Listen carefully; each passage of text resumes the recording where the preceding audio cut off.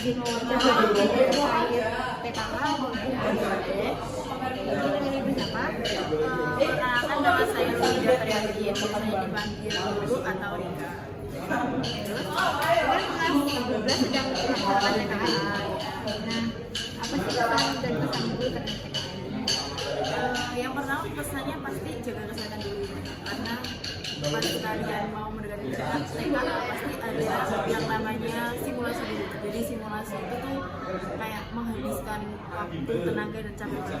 Karena saya sendiri udah pernah mencocokkan soal-soal kayak TKA itu banyak banget, bahkan guru aja yang menyiapkan soal buat kalian itu capek banget. Jadi apalagi kalian yang setiap hari harus mengerjakan, terus menerima materi kembali, mengerjakan lagi setiap hari, jadi pasti ada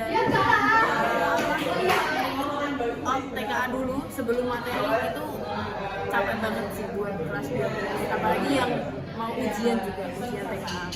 Pesan itu untuk yang mau ujian. Oke, buat pesan buat anak-anak yang mau TKA di kelas 11 ya, terutama kalian persiapkan dari mulai sekarang. Kalian mau masuknya ke bidang apa, ke studi apa, itu disiapkan dari mulai sekarang. Terus kalian juga mungkin belajar sedikit tentang soal-soal UTBK atau soal-soal ulangan harian atau apa, itu benar-benar masuk semua di soal TKA. Dan kemarin kalian juga udah pernah melakukan simulasi sebenarnya TKA dengan soal UHA yang diberikan punya ya kan? Nah itu sebenarnya sama 11-12 dengan cara menjawab soal TKA. Baik Ibu, terima kasih atas jawabannya. Iya, sama-sama.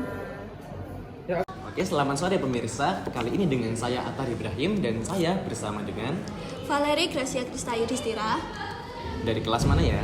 dari kelas 11-5. Oke, nah Valeri, ini kan lagi sedang ada TKA nih. Nah, dan kakak kelas kita kan perlu kelas dan kita akan dipindah-pindah kelasnya nih. Nah, Valeri ini pindah ke kelas mana ya? Saya pindah ke kelas 12-5. Kelas 5. Oke, yang dari awalnya kelas 11-5 benar ya?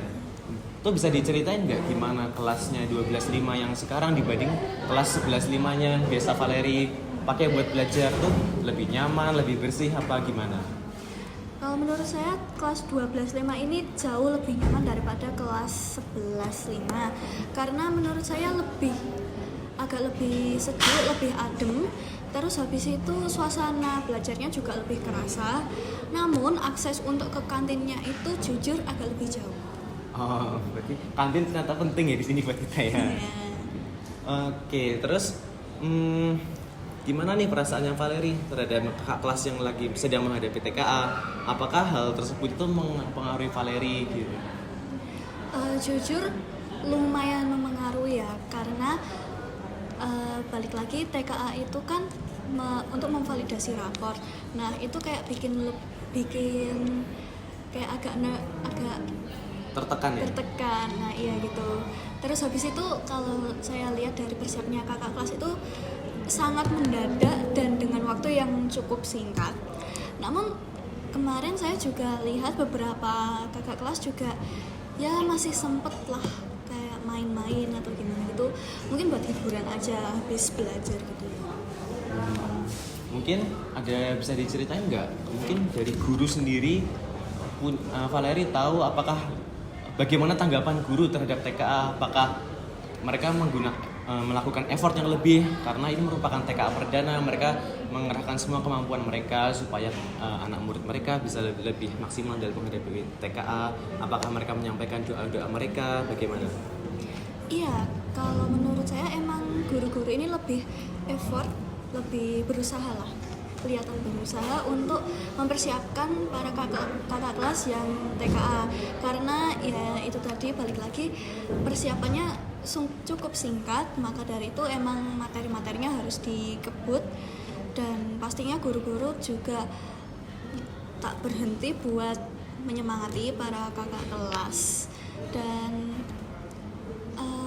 mungkin persiapannya juga cukup matang mulai dari adanya minggu intensif untuk latihan TKA yang dilakukan selama seminggu sebelum TKA. Oke, mungkin cukup dari saya. Terima kasih ya Valeri atas waktunya. Oke, terima kasih pemirsa setelah menyaksikan.